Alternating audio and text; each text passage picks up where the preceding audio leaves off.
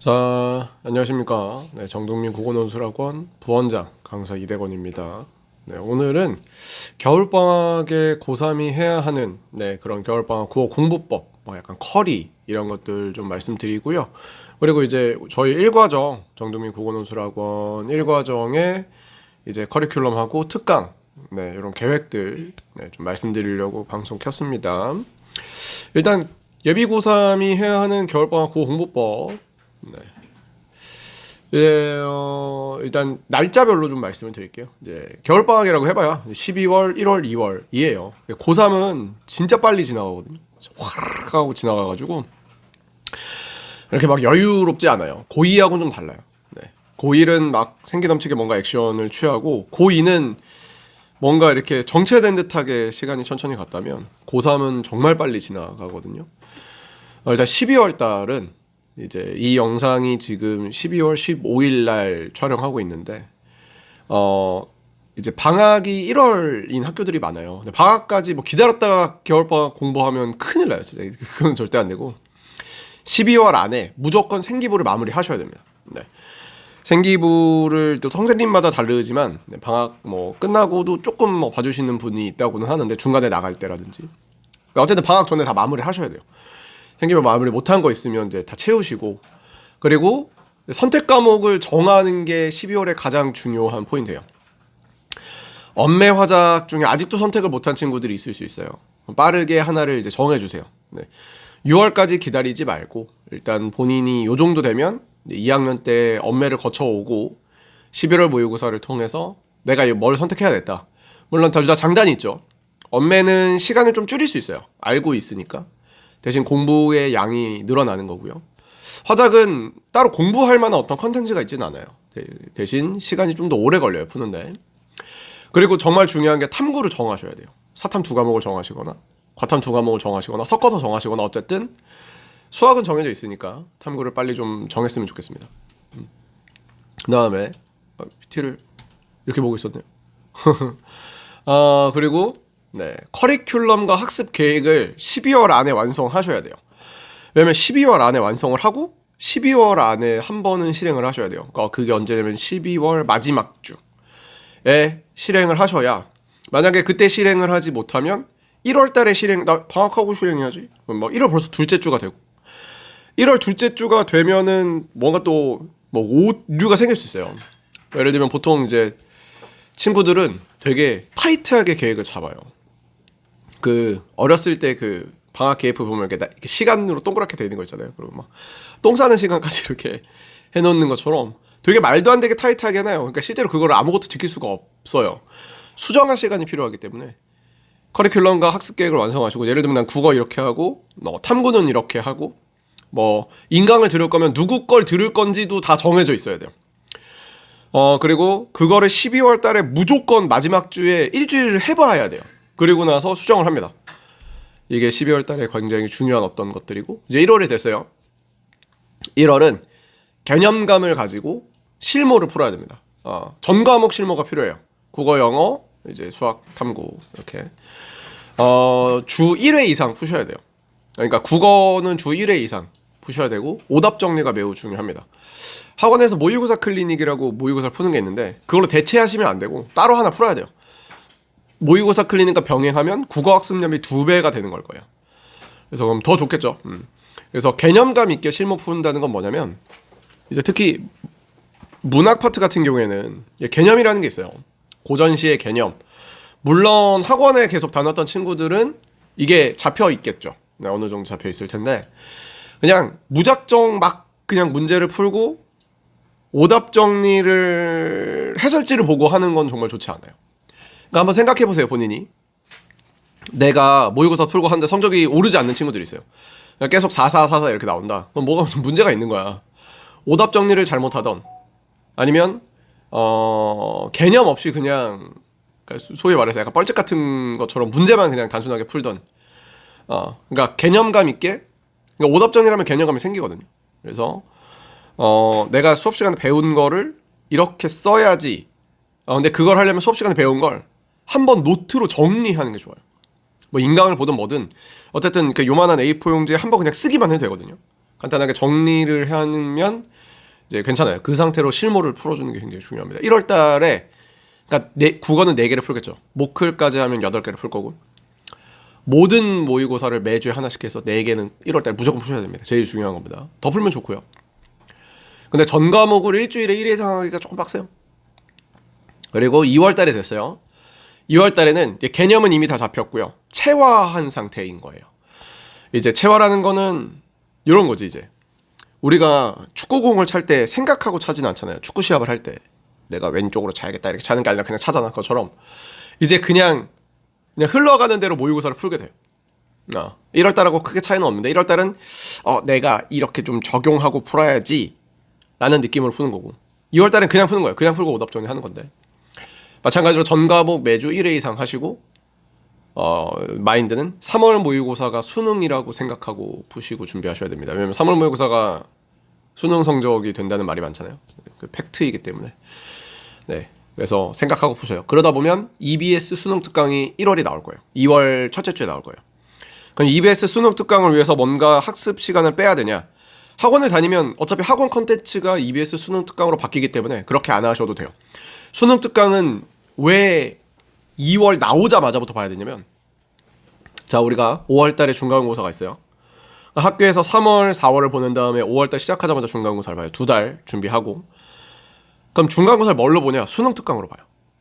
그러면은 학교마다 약간 차이가 있지만 수능 특강의 모든 진도를 나가냐? 그렇지 않아요. 수능 특강의 모든 진도를 학교에서 다 나가는 학교는 거의 없다고 보시면 돼요. 왜냐면 수특이 내용이 생각보다 굉장히 많아요. 아주 중간중간 빼서 나갑니다. 근데 수능은 다 연계가 되잖아요. 그러니까 솔직히 말하면 사교육의 힘을 빌리지 않으면 혼자 해도 되는데 뭔가 학습하기가 되게 좀 버거울 수 있어요. 그래서 저희가 2월 달부터 나가도 6월 그러니까 기말고사 보기 전까지 진도 되게 빡빡하게 나갑니다. 저희는 전부 다 나가거든요. 그래서 학원에서 이제 수특을 사용을 해서 이제 수특으로 컨텐츠를 합니다. 수능 연계되니까. 그럼 2월이 돼. 그럼 이제 3월이 돼. 2월이 이렇게 보내고 3월이 되죠.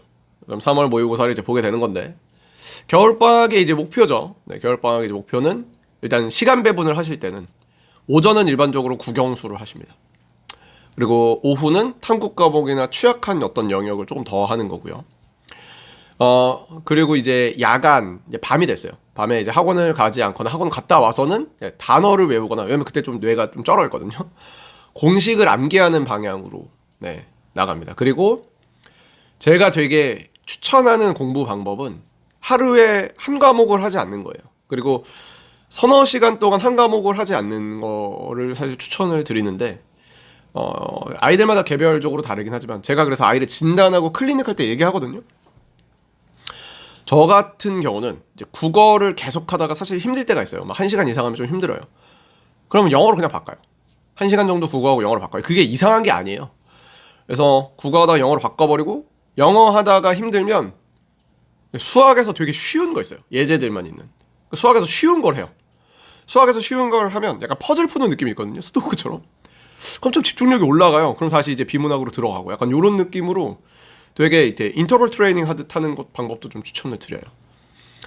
근데 이제 제가 시간 배분을 오전에 국영수라고 한 거는 이때 실무를 하나를 끝내야 되기 때문에. 그러니까 이제 뭐 월요일 국어, 화요일 영어, 수요일 수학 했으면 목금 정도는 인터벌 느낌으로 가시는 것도 좀 되게 좋습니다.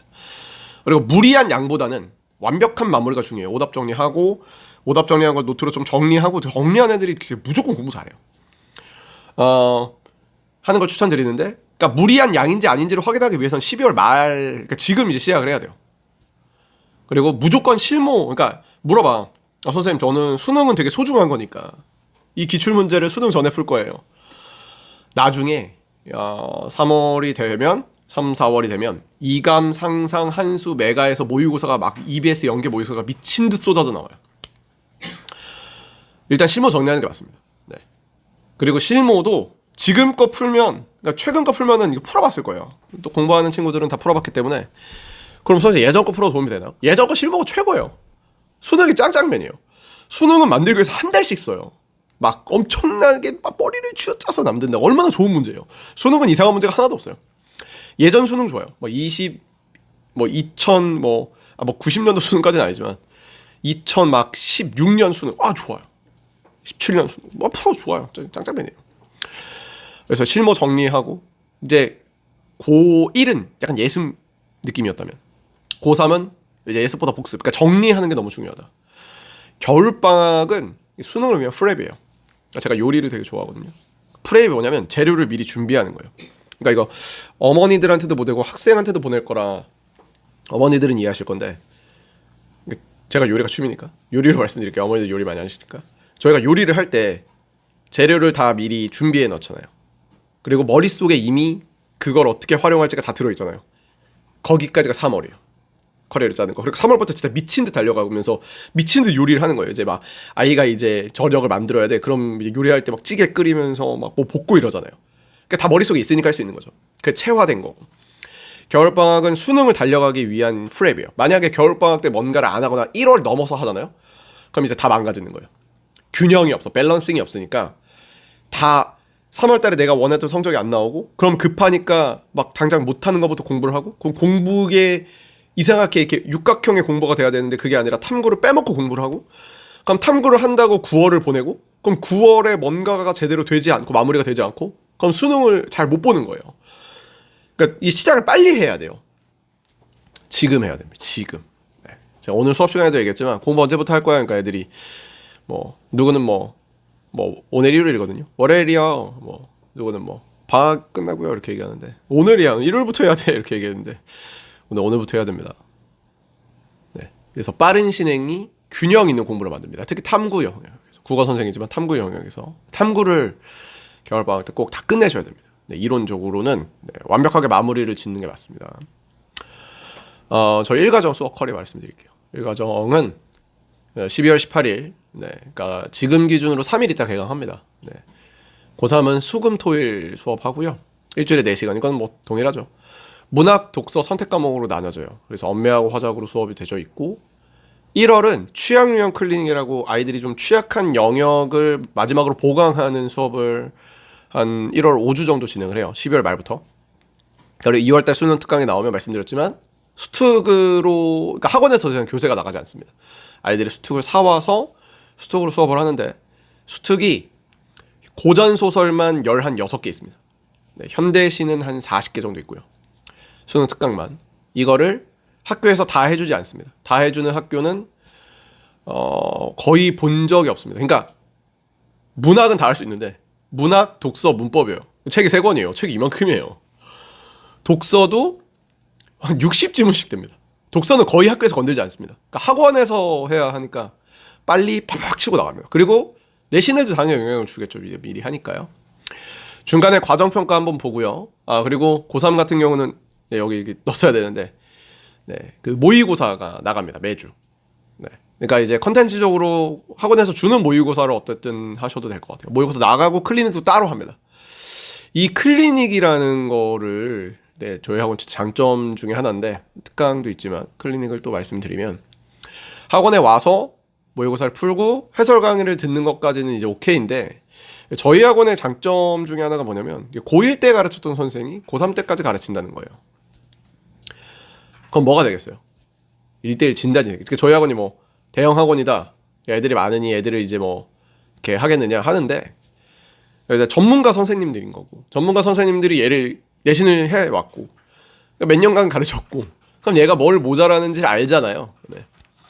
그러니까 그게 학습 계획을 세워줘요. 그러니까 지금까지 사실 하고 있었는데 옆에 앉혀놓고 클리닉 할 때 더 잘하죠. 왜냐면 내가 이제 무조건 저한테 와야 되니까. 그러니까 전에는 제가 일부러 불렀죠. 이렇게 한 명씩 불러가지고 나랑 얘기하고 이렇게 했다면 지금은 무조건 학원에 와서 수업 외적으로 와서 모의고사를 풀고 그 모의고사 시험지를 들고 선생님 옆에 와서 앉아서 막 2년치 봤던 선생님한테 너 뭐가 문제냐 그랬을 때 선생님이 탁탁탁탁탁 얘기해서 알려주는 거겠죠. 네, 그런 느낌으로 약간 조각이 되는 게 이제 모의고사 클리닉이다. 그러니까 단순하게 틀린 문제만 얘기하는 게 아니에요. 네, 그래서 그거 있어요. 성적을 부탁해 티처스라고 전현무 나오는 프로그램이 있는데 그것처럼 약간 얘를 진단하는 거예요. 그래서 빠르게 겨울방학에 뭔가 학습 계획을 좀 더 다져줄 수 있게끔 하는 거죠. 그러니까 결국 공부의 궁극적인 거는 혼자 뭔가 독학적으로 하는 건데 혼자 했을 때 실수를 최대한 방지하기 위해서 선생이 있는 거죠. 사교육이 있는 거예요. 그러니까 매번 얘기하는 거지만 제 수업만 들어서는 대학을 할 수 없다. 내 수업을 듣고 적용하고 네가 정리하고 네가 문제를 풀어야 된다라고 얘기를 하죠. 모의고사를 풀면서 자기 걸 만들고 점검을 받는 시스템이라고 보시면 됩니다. 겨울방학 때 최대한 아이들을 쪼개서 불러서 긴 시간 동안 이제 진행을 할 겁니다. 네, 그리고 특강이 있어요. 저희가 6가지나 되는 특강이 있는데 이거는 용지로 다시 아이들한테 나갑니다. 일단 주제별 고전시가 특강이 하나 있고요. 네, 고전시가를 많이 못하는, 아직까지도 많이 못하는 친구들이 이걸 좀 들어야 돼요. 많지는 않을 거예요. 고3 올라가는 친구들에서는. 그 다음에 이제 제가 하는 실전 수능 문학인데, 이거는 저번 5과정 제2반 친구들은 제가 못 듣게 막아놨어요. 특강에서. 왜냐면 제가 이제 5과정, 4, 5과정 제2반 문학을 담당했는데, 그때 했던 컨텐츠랑 다르지 않기 때문에 정말 듣고 싶다면 들게 할 거지만, 이제 고3 올라가는 DM반 친구였던 친구들이 들으면 아주 큰 도움이 될 거예요. 제가 독서 수업을 보통 하는데 문학도 굉장히 잘하기 때문에. 그러니까 지금 그거예요. 작품을 해설하지 않고 당장 너가 이걸 어떻게 풀 거는지를 얘기하는 거예요. 어떻게 풀 거냐 이렇게. 그걸 얘기해주는 현대시, 현대소설, 고전시, 고전소설 얘기해주는 특강입니다. 4주. 그리고 미리 보는 고2, 요거는 이제 그 고3이 듣는 게 아니에요. 네, 요거는 이제 빠지고요. 독서 기본 특강인데 요거는 이제 독서의 경제하고 법 지문만 다루는 건데, 이것도 아주 한 4, 5등급 친구들.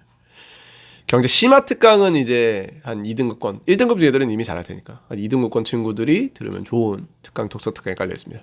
그리고 문법은 한번 이제 정리하고, 물론 이제 정규 수업 때도 하지만 정리하고 갈 필요가 있기 때문에 주익현 원장님이 진행하시는 문법 이론 총정리 특강 이렇게 있습니다.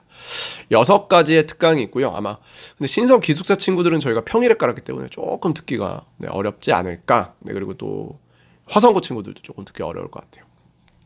특강은 총 4회 진행하고요. 주일에 한 달간, 1월달 한 달간만 진행합니다. 그러니까 1월에서 설날이 있어서 2월 첫째 주까지 진행을 하고요. 12월 28일 이제 10시부터 토요일이에요. 네, 데스크에서 선착순 마감합니다. 한 반에 35명이고 수강료는 한 달 특강비가 이제 10만 원, 과목별로 10만 원 측정돼 있습니다. 다시 말씀드리지만 겨울방학에서 가장 중요한 건 완벽한 마무리고 오답이에요.